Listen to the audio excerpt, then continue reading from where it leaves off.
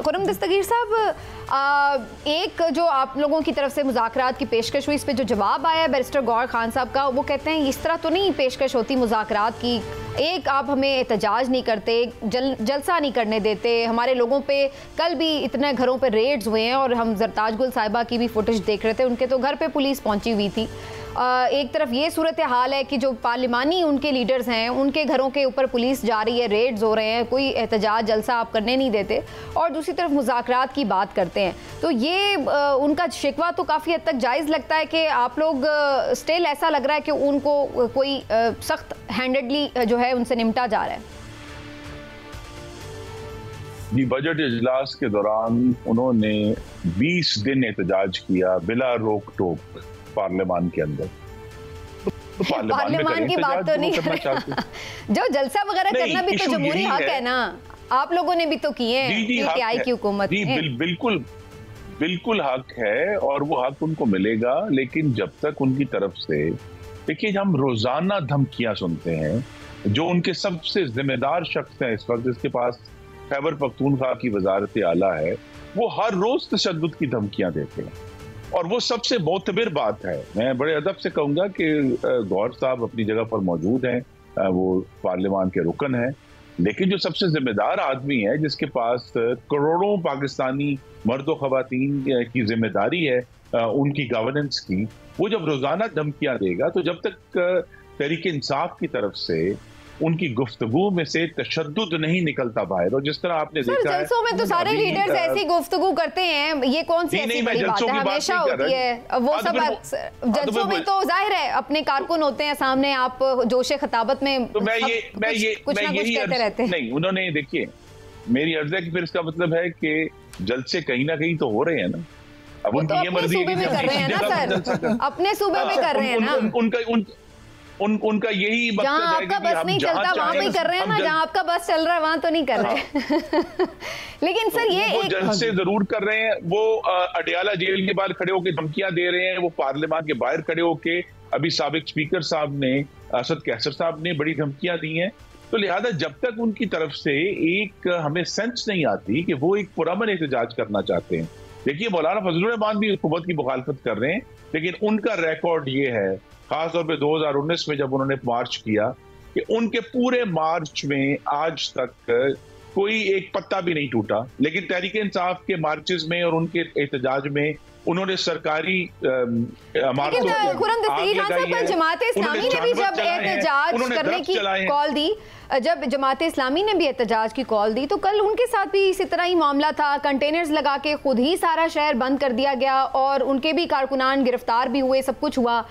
अब उनके साथ भी क्या यही मसला है कि आपको परेशानी थी कि ये भी कुछ ऐसा है? आप नहीं, मुझे परेशानी सिर्फ एक बात की है कि हमें अगर जमहूरियत में मैच्योर होना है, तो फिर हमें ऐसे एहतजाज का रास्ता ढूंढना है जहां पाकिस्तानियों की जिंदगियां, कारोबार, रोजगार मुतासिर ना हो। वो तो आपने खुद कर दिए सर, कंटेनर्स लगाए हुए थे, सारे रास्ते बंद। रावलपिंडी इस्लामाबाद से अब अगर वहां एम्बुलेंस से रुक रही हैं, लोग कारोबार, तालीम तक नहीं पहुंच पा रहे, जहां उन्होंने अपने इंटरव्यू देने को नहीं पहुंच पा रहे, तो हमें हमारी जिम्मेदारी, मैं एक बात कर रहा हूं, हुकूमत की जिम्मेदारी जमहूरी हकूक के तहफ़्फ़ुज़ की भी है, लेकिन उससे बड़ी जिम्मेदारी अपने शहरियों का जो हक है अपनी जिंदगियां जीने का, कारोबार का, रोजगार का, उसका तहफ़्फ़ुज़ हमारी बड़ी जिम्मेदारी है, जमहूरियत की भी जिम्मेदारी है।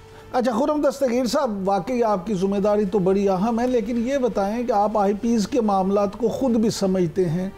ये जो मामला चल रहा है, और गौहर इजाज साहब ने तो ये कह दिया कि 24 करोड़ आवाम को 40 लोगों की वजह से सफ़र कराया जा रहा है, और सुप्रीम कोर्ट में जाने का भी उन्होंने ऐलान कर दिया है। तो ये इशू है क्या? ज़रा आप समझाएं तो सही कि हुकूमत इसमें क्यों मामले को हल नहीं कर रही, या करना नहीं चाहती, या क्या प्रॉब्लम क्या है? जी, इसमें रुकावट बड़ी जो है 1993 में शहीद बेनज़ीर भुट्टो की दूसरी हुकूमत थी, उस वक्त की एक पॉलिसी है, उसके बाद 2006 की एक पॉलिसी है, और फिर कुछ बहुत कलील तादाद जो मेनली चाइनीज प्रोजेक्ट्स के हैं, वो 2015 की पॉलिसी है, जिसमें बिजली बनाने वाले कारखानों को हुकूमत की जो सॉवरन गारंटी है वो दी जाती। अब इशू ये है कि अगर हम सब चाहते हैं कि हमारी इन कैपेसिटी पेमेंट से जान छूटे, तो हमें उन कॉन्ट्रैक्ट्स को या तो तोड़ना है या उनको खरीदना पड़ेगा उन प्रोजेक्ट्स को, और उनको तोड़ने की सूरत में फिर उस वक्त जो इन्वेस्टमेंट लाने के लिए जो फैसला किया गया था कि सॉवरेन गारंटी, तो उनके पास मौका है कि वो बैनुल-अक़वामी कोर्ट्स में चाराजोई कर सकते हैं।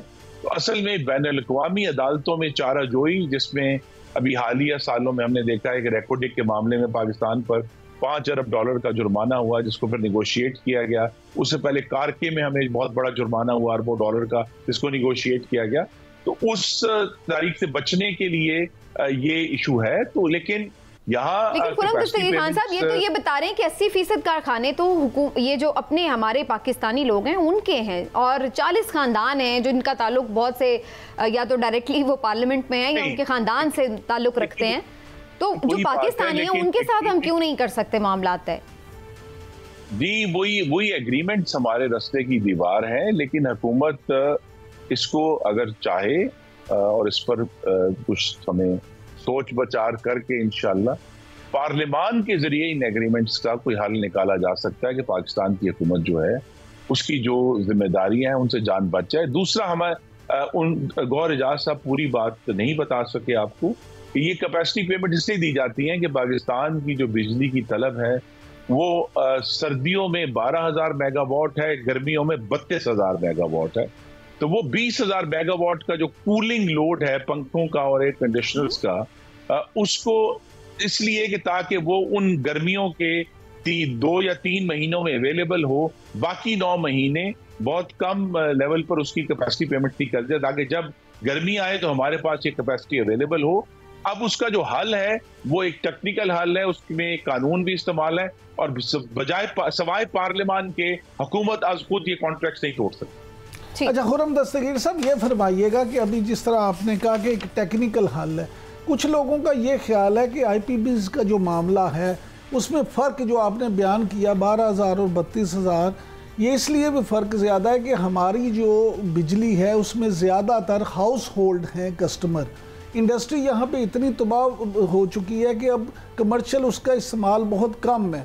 पूरी दुनिया में कहते हैं जी 18% से ज़्यादा हाउस होल्ड नहीं होते। तो आप नहीं ये समझते कि इन हुकूमतों ने सिर्फ IPPs का ही नुकसान नहीं किया, बल्कि कौम को ये नुकसान भी पहुंचाया गया कि इंडस्ट्री की तरफ किसी ने तवज्जो ही नहीं दी, और इस वजह से सारा बोझ घरेलू सार्फिन पे आ गया। जी, लेकिन मैं बड़े अदब से अर्ज करूँगा कि, और इसमें खैर कोई भी मुस्तस्ना नहीं है, कि हमारा जो इंतशार है, अभी हमने इसी प्रोग्राम में डिस्कस किया है कि पता नहीं दिसंबर में इंतखाबात हो, एक जमात ने फैला दिया कि दिसंबर में इंतखाबात होंगे। तो अगर आज कोई सनतकार मुल्क में सनत लगाना चाहता है और उसने ये खबर सुनी है, और जिसको अब मीडिया जो है वो एक मेगाफोन बन के उसको फैला रहा है चारों तरफ, तो आपके ख्याल में वो सनत लगाएगा पाकिस्तान में? वो रुक जाएगा 1 साल के लिए, वो कहेगा नहीं मैं अभी इन्वेस्ट नहीं करता, देखते हैं क्या बनता है। तो हमारा जो सियासी इंतशार है उसने हमें बहुत नुकसान पहुंचाया है। ये भी एक वजह है कि मेरी ये तवक्को है कि चाहे चीफ जस्टिस तब्दील भी हो जाए, लेकिन पाकिस्तान को इस वक्त जिस इस्तेहकाम की जरूरत है वो तभी होगा कि हुकूमतें अपनी मुद्दतें पूरी करें और उनके ऊपर मुस्तकिल हमलावर ना हो। अब वो हमलावर ना होने का मामला तो हुकूमतों के कंट्रोल में नहीं है, लेकिन ये जरूर है कि अगर तमाम इदारे इस पर यकसू हों कि हमें आगे बढ़ना है ताकि पाकिस्तान मुआशी तौर पर भी तरक्की करे, वो तभी करेगा जब सियासी इस्तेहकाम होगा। सियासी इस्तेहकाम होगा। बहुत बहुत शुक्रिया आपका खुर्रम दस्तगीर खान साहब, आपने प्रोग्राम के लिए वक्त निकाला।